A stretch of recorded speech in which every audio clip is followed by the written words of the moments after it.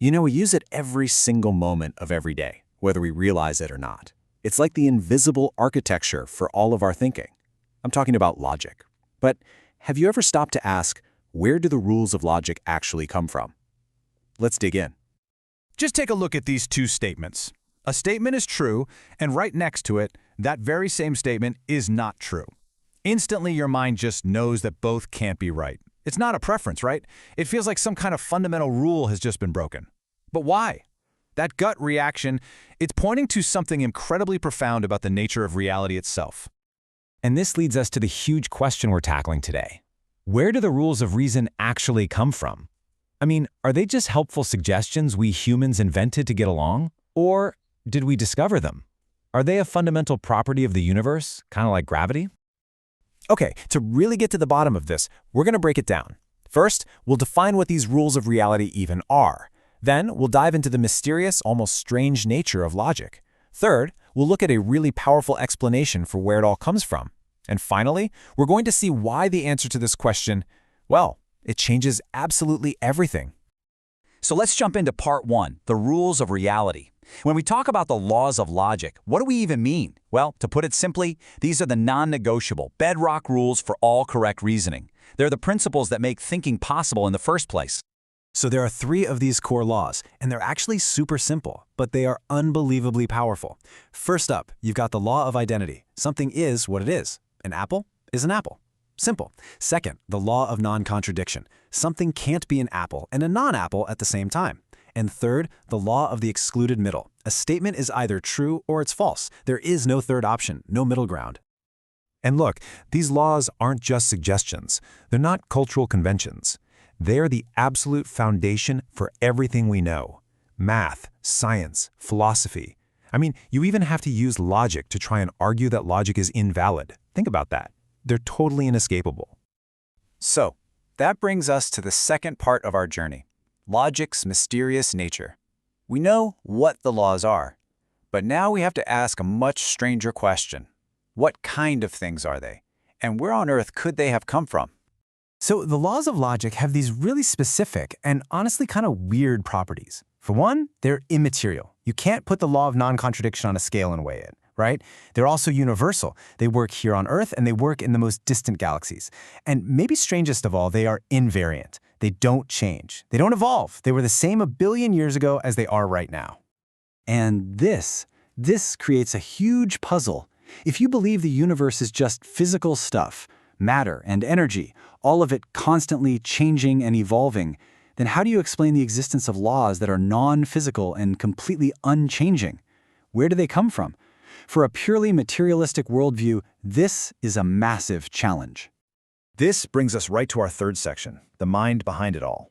The source material we're working from here suggests that maybe what looks like a problem for one worldview is actually a clue. From a Christian perspective, the nature of logic isn't some puzzle you have to solve. It's more like a signpost, pointing to the true nature of reality. There's this key quote from our source material that just gets right to the heart of it. It says that if a rational, personal God created the universe, then, well, we should expect to find a rational, logical universe. In other words, the order we see all around us isn't just a happy accident. It's a reflection of the Creator. And check this out. Notice the direct parallel here. On one side, you have the properties of logic. It's immaterial, universal, and invariant. And on the other, you have the classical attributes of God described in the Bible. Spirit, which is immaterial, omnipresent, which is universal, and eternal, which is invariant or unchanging. The argument here is that this overlap is, well, it's not a coincidence.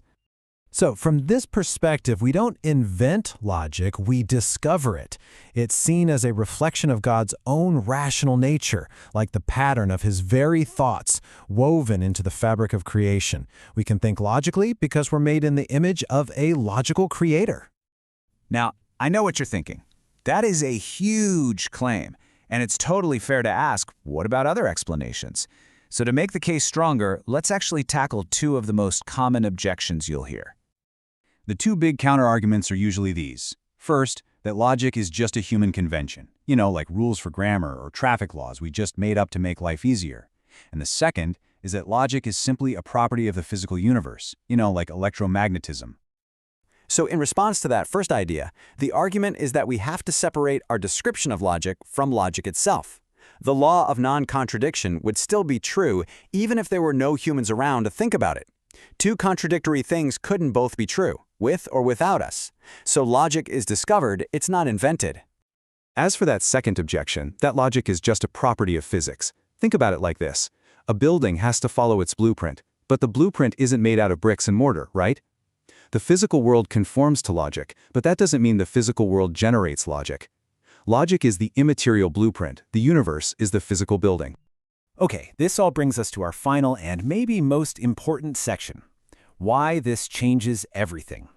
I know this can seem like a really abstract philosophical debate, but where logic comes from has massive, real-world consequences.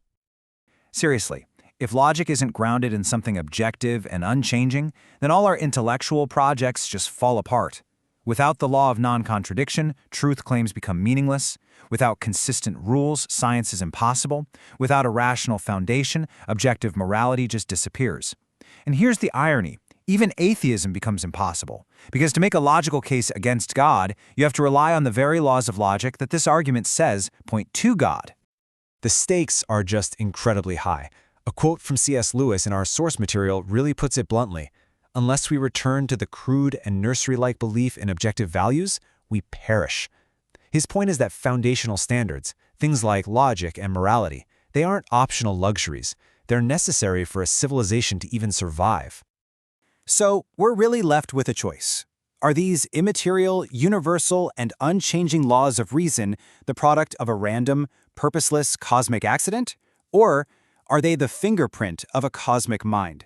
That is the ultimate question this whole exploration leaves us with. So in the end, the argument we've unpacked today is that the laws of logic aren't some awkward problem that science needs to solve. Instead, they're a persistent, powerful signpost pointing toward a rational, personal God as the ultimate foundation for all truth, all reason, and all knowledge. Hey, thanks so much for joining me. Now that we've looked at the very rules of thinking, our next explainer is going to tackle the goal of all that thinking. We're going to ask the big one. Is there such a thing as absolute truth? I really hope you'll join me for that.